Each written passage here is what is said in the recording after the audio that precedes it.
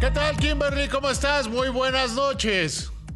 David, buenas noches, qué gusto saludarte. Estamos aquí en Rompecabezas y bueno, te comento, mañana se conmemora el día conocido como Nakba.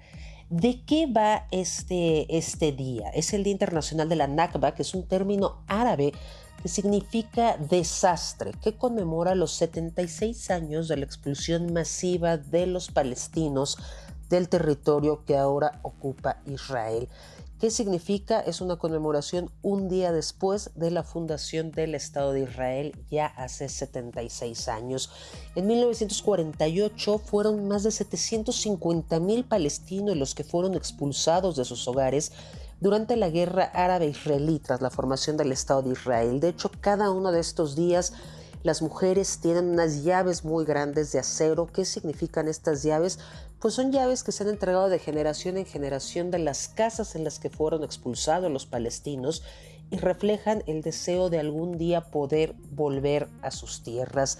Después de esta expulsión, hace 76 años, los refugiados palestinos pues empezaron a vivir entre Jordania, Siria, Líbano, Jerusalén del Este y el territorio de Cisjordania. Esos 750,000 palestinos hoy son casi 6 millones que están viviendo pues uno de los momentos más difíciles y más complicados de los últimos 76 años, pues por este brutal asesinato, por estos crímenes de guerra a los que están siendo sometidos desde el pasado 7 de octubre.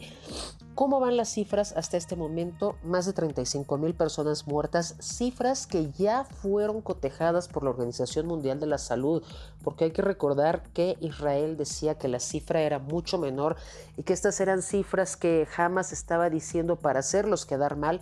Pues no, son cifras que ya cotejaron organizaciones internacionales. Más de 35,000 muertos.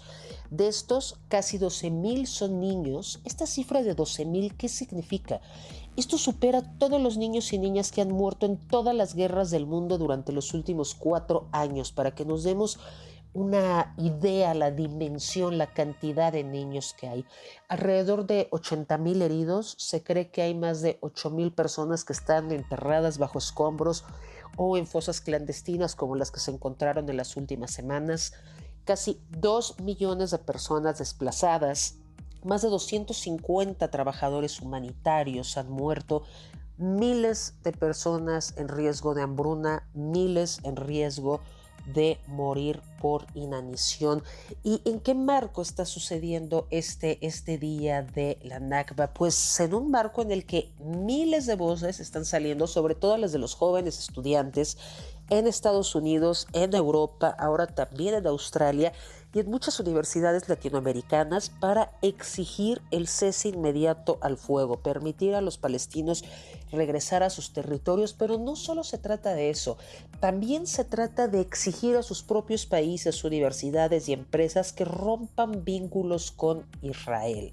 Esto es bien importante porque hoy son miles de estudiantes, sobre todo en Estados Unidos, que están siendo tratados como delincuentes por pedir el alto al fuego en Gaza. Se habla mucho de que están generando discursos de odio, que es una política antisemita, cuando lo que están pidiendo pues es el fin de esta guerra, con imágenes tremendas que todos hemos visto, ¿no? De miles de niños muertos, otros niños que quedan en la orfandad, otros que se están muriendo de hambre, mujeres que no tienen acceso a lo más mínimo de la salubridad, partos que se están dando en medio de la calle, en el cual la mortalidad materna está creciendo pues de una manera verdaderamente lamentable. Esto es muy grave lo que está sucediendo en las universidades, porque nos recuerda a aquellas dictaduras latinoamericanas, ¿no? Cuando estaba criminalizada la protesta. Dices, ¿cómo es posible que estén en contra de estudiantes que están protestando y que al final del día nos recuerda pues aquellas épocas de la guerra de Vietnam, ¿no? Cuando la protesta civil, la protesta de la población es la que decía basta ya a lo que está sucediendo. Este día de la Nakba también es un muy buen momento para señalar los vicios que ahora están en el derecho internacional y por supuesto los organismos internacionales como Naciones Unidas. ¿Por qué? Porque ya lo hemos dicho y lo seguiremos diciendo, Naciones Unidas se ve imposibilitada de ejercer cualquier acción o sanción frente a la devastación que está ocasionando por los derechos de veto los derechos de veto que tienen las grandes potencias en el Consejo de Seguridad de Naciones Unidas, lo que impide que Naciones Unidas pueda tomar casi cualquier acción que sirva para algo.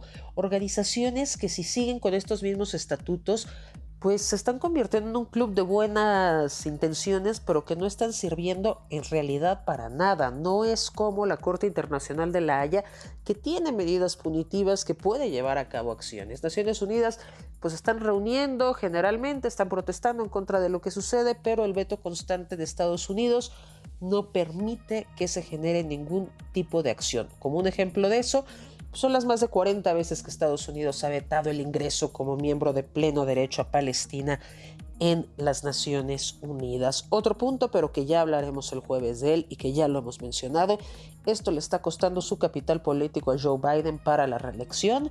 Son muchas las voces que se están quejando por este apoyo irrestricto que ha dado la administración Biden al gobierno de Israel, que, sí hay que mencionarlo, en los últimos días Joe Biden ha tratado de desmarcarse un poco y se ha mostrado contrario a las acciones que está tomando el primer ministro israelí Benjamin Netanyahu. Vamos a ver qué pasa en las próximas semanas, pero está muy caliente la situación y no se ve que dentro de poco se encuentre algún tipo de solución, ya sea un cese al fuego o por vía del derecho internacional.